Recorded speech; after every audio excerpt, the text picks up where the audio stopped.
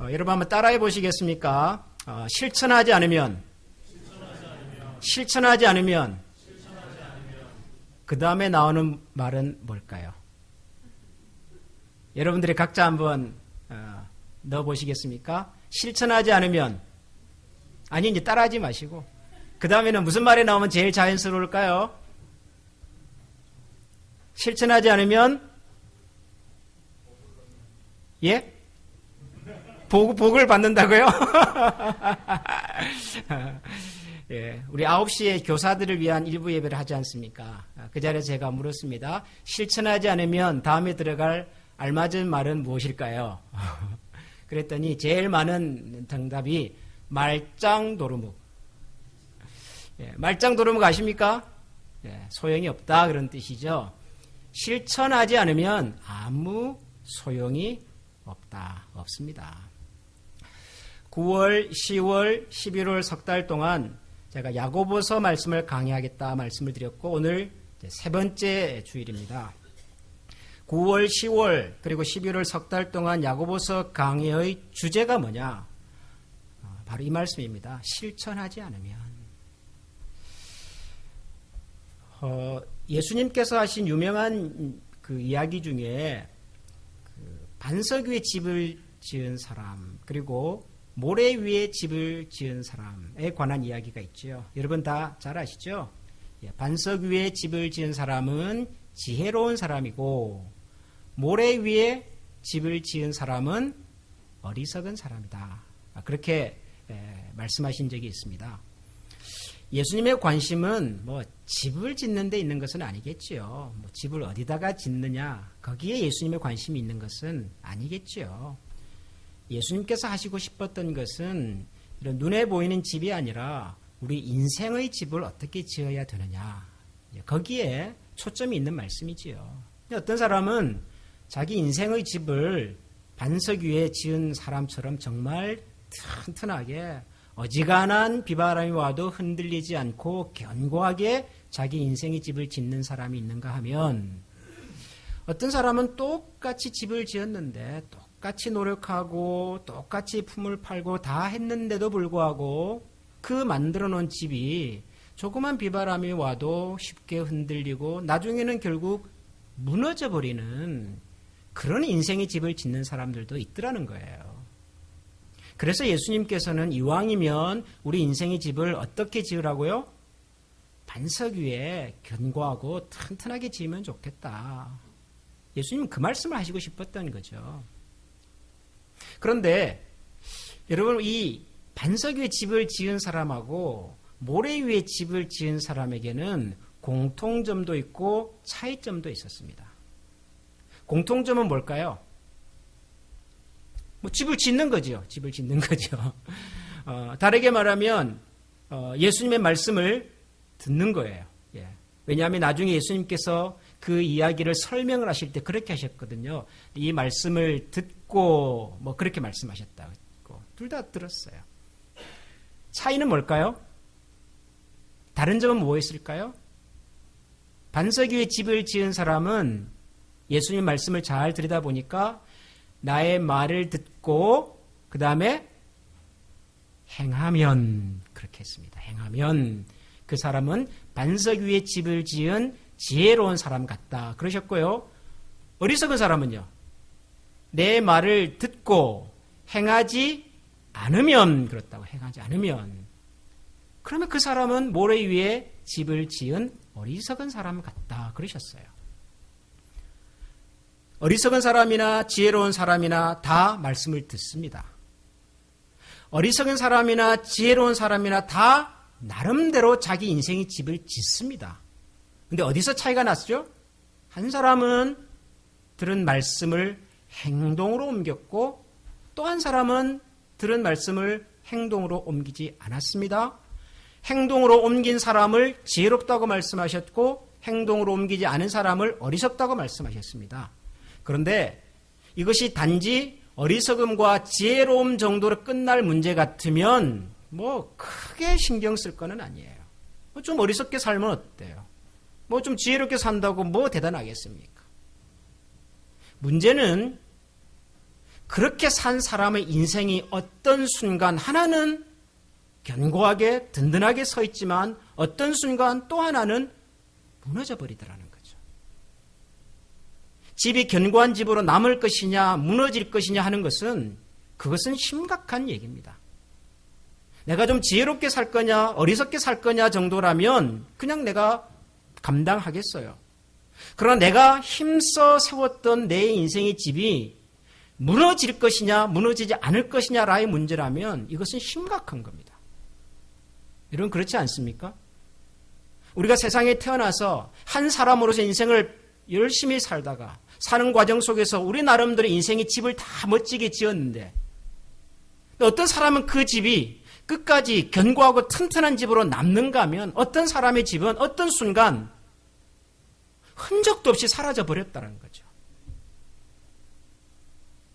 그렇다면 그것은 심각한 문제가 아닐 수 없는 거죠. 우리 모두는 우리가 세운 인생의 집이 무너지지 않기를 원합니다. 우리는 모두 다 우리가 힘써 땀을 흘려 세웠던 우리 인생의 집이 견고하고 튼튼하고 어떤 시련과 어려움이 닥쳐와도 무너지지 않는 집이 되기를 원합니다. 한결같이 원합니다. 그러려면 예수님께서는 어떻게 하라고 말씀하시나요? 내 말을 듣고 행하면.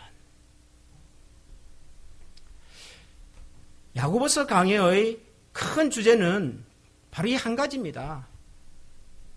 우리가 들은 말씀을 실천하며 살 것인가?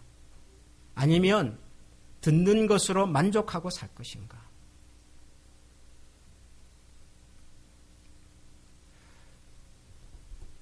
저는 야고보서 강의를 준비하고 여러분들과 함께 나누면서 약간 이런 두려운 마음도 있습니다.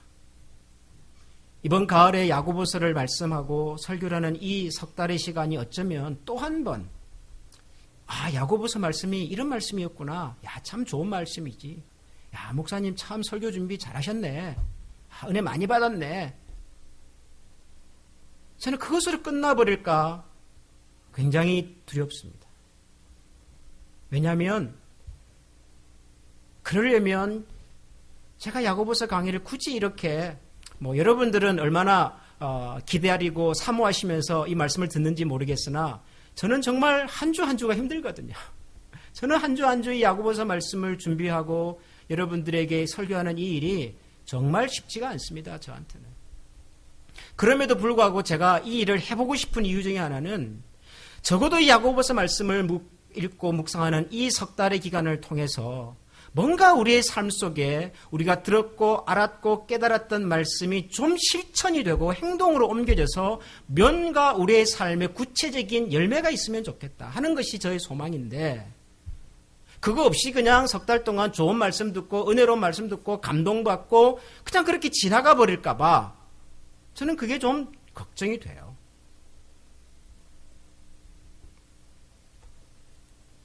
사실 제가 야고보서 강의를 시작하면서 여러분들에게 그렇게 설명을 드렸습니다. 야고보서라고 하는 성경은 우리 신앙이 균형을 잡아가는데 굉장히 필요하고 중요한 책입니다.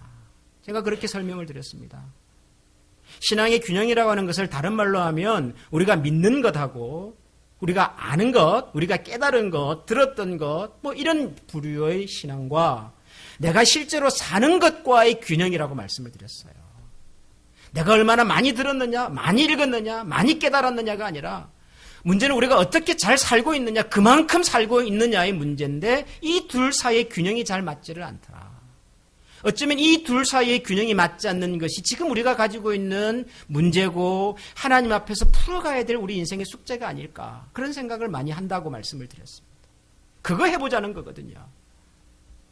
근데 여전히 석 달 동안 야고보서를 말씀을 듣고도 이게 아는 것과 행동으로 옮기는 사이의 균형이 안 잡혀요. 전혀 변화가 없어요. 그러면 이게 무슨 의미인가? 실천하지 않으면 이게 무슨 의미가 있는가? 그런 생각이 들어요. 그래서 제가 이렇게 하려고 그럽니다. 앞으로 이제 11월 말까지 이제 야고보서를 설교를 하면서 매주 설교를 끝내고 여러분 옛날에 우리 초등학교 다닐 때 칠판에 그런 거 있잖아요. 이달에 뭐죠? 하여튼 이달에 교훈, 학급에서 학생들이 이달에 지켜야 될 무슨 그런 거 있잖아요. 착한 사람이 되자, 공부를 열심히 하자, 그런 게 있잖아요. 그게 실천하지 않으면이에요. 석 달 동안 여러분들은 계속 이 말씀을 여러분의 가슴에 새기십시오. 실천하지 않으면. 그리고 난 다음에 매주 저는 여러분들에게 이제 그 주의 실천 강령, 행동 강령을 하나씩 드리려고 그래요. 하시든지 안 하시든지 그건 여러분의 자유입니다. 근데 저는 그걸 드리려고 그래요. 행동 강령을, 실천 사항을 드리려고 그래요. 그래서 여러분들이 적어도 일주일 동안 지난 주일 들었던 그 말씀에 의해서 노력해 보시고 실천해 보시고 시도해 보시면 좋겠습니다. 그렇게 하시도록 권면합니다. 제가 첫 번째, 두 번의 설교를 통해서 시련과 시험에 관한 말씀을 드렸습니다.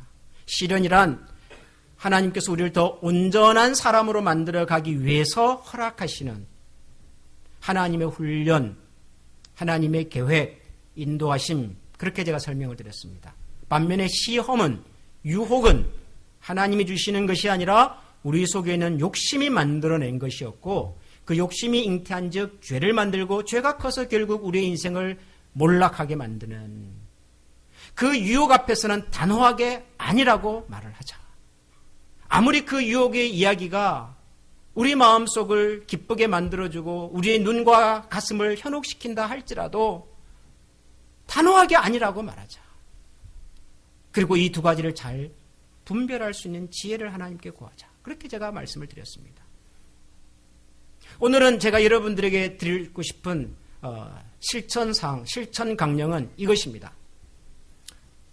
여러분, 우리가 오늘 읽은 본문에 있는 말씀은 아니지만 19절 말씀을 같이 한번 읽어보겠습니다. 19절 말씀을 다 같이 읽겠습니다. 시작. 내 사랑하는 형제들아, 너희가 알지니 사람마다 듣기는 속히 하고 말하기는 더디하며 성내기도 더디하라. 아멘. 아멘 하십시오. 아멘.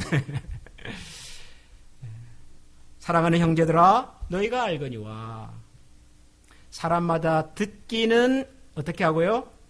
속히 하고 말하기는 어떻게 하고요? 더디하고 성내기는 어떻게 하라고요? 더디하라. 예.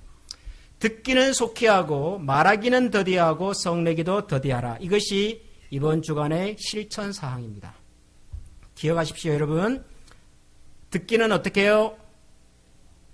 속히 하고 말하기는 더디하고 성내기도 더디하십시오.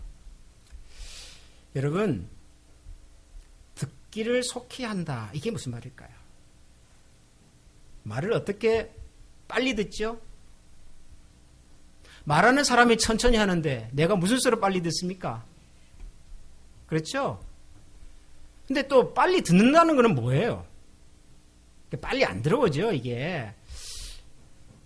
그러니까 적어도 이게 지금 속도에 대한 얘기는 아니겠구나. 그렇게 생각하시면 되겠습니다.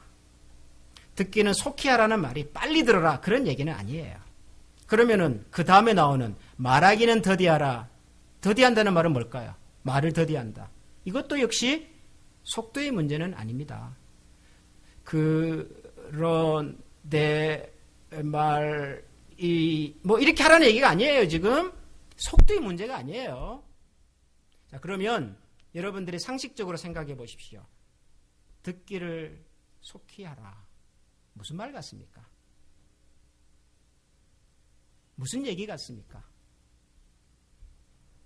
듣는 것을 어떻게 하라고요? 어떻게 하라고요? 예, 경청해서 주의를 집중해서 잘 들어라, 잘 들어라. 듣기를 좀 잘하면 좋겠다. 그러면은 말하는 것을 더디하는 것은 뭐지요? 이것도 속도의 문제가 아니라 말을 하되 어떻게 하라고요? 신중하게 해라. 신중하게. 조심해서 살펴서 해라. 그런데 성경은 말하는 것을 더디하라 하는 것하고 그 다음에 또 하나를 더 붙여놨어요. 뭐를 더디하라고요? 성내는 것도 더디하라. 감정의 표현도 할 수 있죠. 그게 뭐 화가 나는 것이든 슬픈 것이든 기쁜 것이든 할 수 있죠. 근데 더디하랍니다. 같은 차원이겠죠? 어떻게 하라는 얘기예요? 감정을 표현할 때도, 화를 낼 때도 신중하게 걸러서. 그런데 이 정도만 얘기하면은 뭐 다른 곳에서도 많이 들어본 얘기 같아서 그닥 새롭지는 않습니다. 그런데 그다음 말씀이 좀 우리의 시선을 좀 사로잡아요. 20절을 보면 사람이 성내는 것이 하나님의 의를 이루지 못한다 그랬습니다. 여러분 제가 쉽게 이렇게 여쭤보겠습니다. 여러분들은 하나님의 의를 이루는 분이 되기를 원하십니까? 아닙니까? 하나님의 기준, 하나님께서 맞다라고 인정해 주시는 인생, 그런 인생이 되기를 원하십니까? 아닙니까? 모르세요? 하나님께 인정받고 싶지 않으세요? 하나님께서 만들어 놓으신 인생의 합격 점수를 얻기를 원치 않으시군요. 지금 별로. 그다지 관심이 없으시군요. 여러분들은. 근데 그거 못 미치면 나중에 우리가 하나님 앞에 섰을 때 굉장히 어려운 일이 생길지도 모르는데요. 여러분. 하나님의 의를 이룬다고 하는 것은 하나님의 기준에 맞는 사람 그런 뜻이죠. 하나님께서 합격 도장을 찍어주신다 그런 뜻이겠죠. 잘했다. 참 잘했다. 하나님 앞에 섰을 때 우리 모두에게 그렇게 인정해 주시겠다는 표현입니다. 하나님의 의를 이룬다고 하는 것은. 그 하나님의 합격 점수를 받지 못하면 하나님으로부터 참 잘했다라고 하는 도장을 받지 못한 인생은 어떤 인생입니까? 하나님과 상관이 없는 인생이라고요. 하나님께서 다스리시는 천국 백성으로 살아갈 자격과 능력이 없는 인생이 된단 말이죠. 우리 모두는 그래서 하나님으로부터 인정받기를 원해요. 하나님으로부터 칭찬받기를 원하고요. 하나님께 합격 도장 받는 사람으로 살기를 원한다고요. 그렇지 않습니까, 여러분? 우리가 그러려고 함께 예배하고 기도하고 때로는 우리에게 벅차고 어려워 보이는 일이라 할지라도 노력해보고 시도하고 그러잖아요. 하나님의 의를 이루는 인생이 되고 싶은 거죠. 그런데 성경은 뭐라고 말하냐 그러면 성내는 것이 하나님의 의를 이루지 못한대요. 성 한 번 냈다고 하나님께서 너는 불합격 그러실까요? 하나님 그렇게 아주 작은 분이실까요? 그건 아닐 거라고요. 그러니까 이게 단순히 어떤 상황 중에서 한 번 화를 냈냐 안 냈냐의 문제는 아니에요. 좀 더 근원적으로 우리가 듣는 인생을 살았는가 말하는 인생을 살았는가에 대한 얘기라고요. 듣는다고 하는 것은 다른 사람의 얘기를 듣는 것도 중요하지만 더 중요한 게 있어요. 누구의 얘기를 들어야 될까요? 누구의 말을 들어야 될까요? 하나님의 말씀을 들어야 된다고요. 하나님의 이야기를 들어야 한다고요. 우리가 들어야 할 내용이 뭐냐 하면 하나님의 말씀이에요. 하나님의 말씀으로 내 삶을 채우지 못하면 우리는 어떤 인생이 되냐 그러면은 말을 하는 인생이 돼요. 뭔가를 얘기하고 뭔가를 주장하고 뭔가를 고집하는 인생이 돼요. 내 속에 하나님의 말씀이 없으면.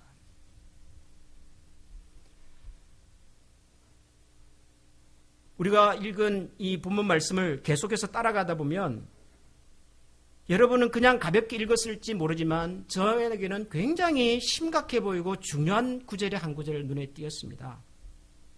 그게 뭐냐 하면 25절에 있는 말씀이에요. 여러분 25절을 한번 보시겠습니까? 자유롭게 하는 온전한 율법을 들여다보고 있는 자는 듣고 잊어버리는 자가 아니요 실천하는 자니 이 사람은 그 행하는 일에 복을 받으리라. 하나님의 말씀을 듣고 실천하는 사람은 그 사람이 행하는 일에 복을 받으리라. 여러분 이 말씀을 아주 좀 주의 깊게 들여다보시기 바랍니다. 하나님의 말씀을 듣는 자를 복되게 하시겠다가 아니라 하나님의 말씀을 행하는 그 일에 복을 받으리라.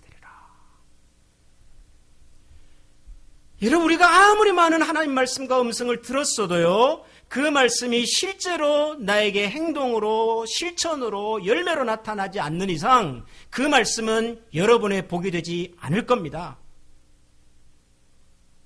여러분들께서 아무리 훌륭한 목사님의 설교를 듣고 감동을 받고 은혜를 받고 눈물을 흘리셨다 할지라도 그 말씀을 따라서 여러분들이 살아본 경험이 없으면 그 말씀은 여러분 인생과 전혀 상관이 없는 말씀이 될 겁니다. 미국에서 훌륭한 목사님이 누구신지 모르겠으나, 대한민국에서 설교를 가장 잘하는 목사님이 누구신지 모르겠으나, 여러분들이 그런 목사님의 설교를 매일 듣고 매주일 듣고 그리고 그 은혜의 말씀을 듣고 감동하고 펑펑 운다 할지라도 그 말씀을 여러분이 구체로 실천해 보지 않는 이상 그 말씀과 여러분과의 삶은 전혀 상관이 없다고요. 하나님께서는 말씀을 들은 자에게 복을 주시는 것이 아니라 그 말씀을 들으는, 그 말씀을 듣고 행하는 그 일에 복을 주신다고 말씀하신다고요. 무서운 얘기예요, 여러분. 무서운 얘기. 무서운 얘기.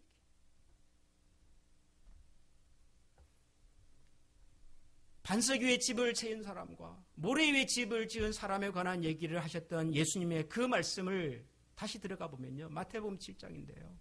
예수님이 이런 얘기를 하십니다. 나더러 주여 주여 하는 자마다 천국에 들어갈 것이 아니요 오직 주의 뜻대로 행하는 자라야 들어갈 것이라, 그렇게 말씀하셨어요. 그 열매로 그 나무를 알 것이다. 그 나무가 무화과를 만들어내는 나무면 무화과 나무일 것이고, 그 나무가 엉겅퀴, 찔레, 가시 같은 이런 쓸데없는 열매를 만들어내는 나무면 그 나무는 찔레 나무일 것이다. 뭘 가지고 알아요? 열매를 가지고 알겠다 그랬어요. 열매를 가지고. 여러분에게 어떤 열매가 있으신가요? 우리에게는 어떤 열매가 있습니까? 제가 한미장로교의 목사라는 것이 저 열매일까요? 내가 어려서부터 교회에 열심히 다녔고 우리 어머니의 뱃속에서부터 예수를 믿었고 내가 성경을 50번 읽었고, 여러분 이것이 우리 인생의 열매일까요? 저와 여러분의 삶에 어떤 열매가 있습니까? 근데 예수님은 그렇게 말씀하세요. 너희가 너의 열매를 보고 너가 누군지를 보겠다. 무서운 얘기입니다. 심각한 얘기입니다. 지금은 우리가 다 속고 있는지 모르겠어요. 야고보서 말씀이 우리에게 지금 그렇게 얘기를 해요. 하나님의 말씀을 듣기만 하고 행동하지 않은 사람은 마치 거울을 보고 나중에는 돌아가서 자기가 누군지도 모르는, 그래서 속이는 사람인데, 속이는 사람. 여러분, 이 사람은 누구를 속이는 사람입니까? 여러분, 우리가 하나님을 속일 수 있습니까? 여러분, 하나님 속일 수 있으세요? 하나님을 속으실까요? 하나님은 속지 않으십니다. 속일 수 없습니다. 하나님은. 누구도 하나님을 속일 수가 없습니다. 그렇다면 우리가 속일 수 있는 대상은 누굴까요? 그건 아마도 우리 자신이든지 우리 주변에 있는 사람이든지. 여러분, 얼마든지 김 목사를 속일 수 있습니다. 김 목사 얼마든지 여러분을 속일 수 있습니다. 그러나 하나님을 속일 수는 없겠죠. 결국 우리가 속는 대상은 우리 자신이고 함께 살아가는 사람들입니다. 그 사람에게는 우리가 속일 수 있어요. 그러나 그 속인 결과로의 열매는 하나님 앞에서는 아무런 크레딧이 없는 열매이겠죠.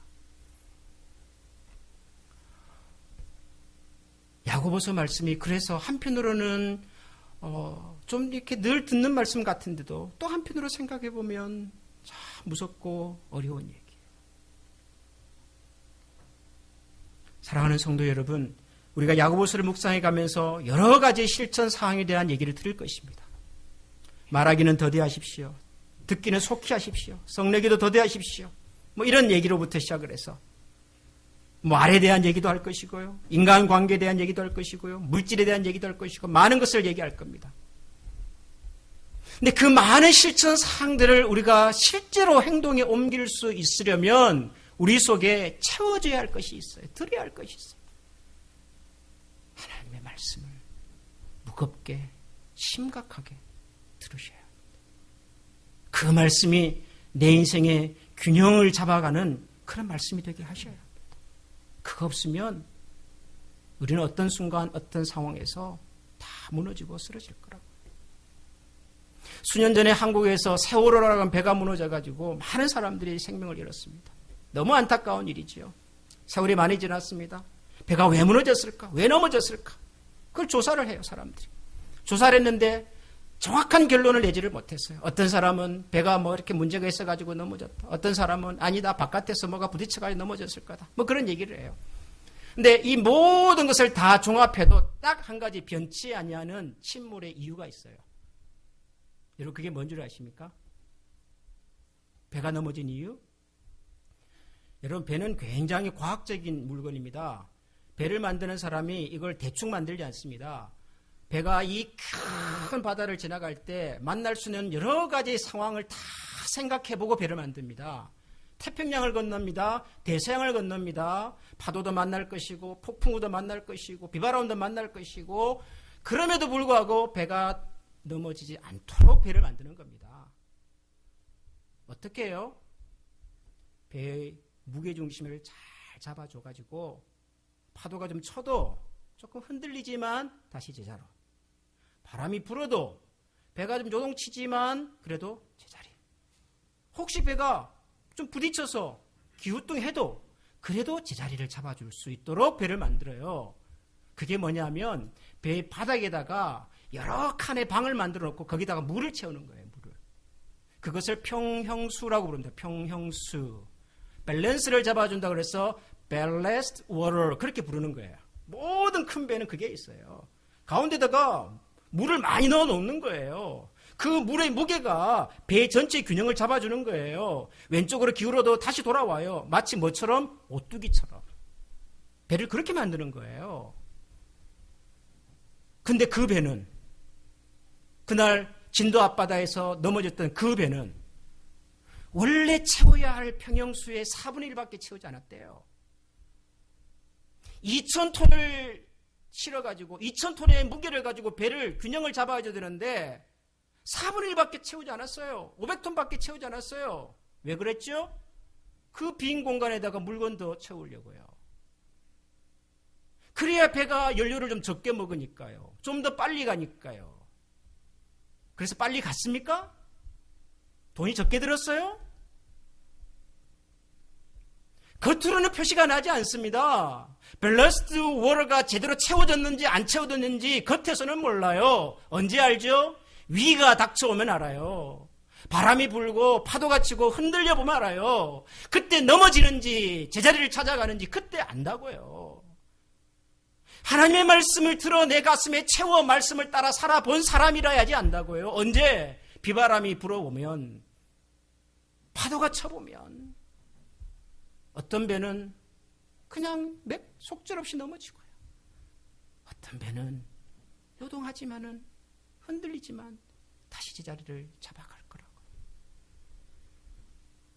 사랑하는 우리 한미 가족 여러분, 하나님의 말씀을 듣고 행동하십시다. 뭐가 됐더라도, 단 하나라도. 이번 한 주간 동안에는 듣는 일에 집중하십시다. 말하는 일은 좀 절제하십시다. 나의 감정과 나의 고집과 그리고 나의 주장을 표현하는 일에 좀 조심하고, 어떻게 하면 하나님이 원하시는 방식으로, 하나님이 기뻐하시는 방식으로 말하고 내 감정을 전하고 표현할 수 있을지를 가지고 고민하시고, 그래서 그만큼 하나님 앞에서 작은 열매라도 맺어드리는 그런 하나님의 사람으로 우리 모두가 함께 설 수 있기를 주님의 이름으로 축원합니다. 기도하십시다.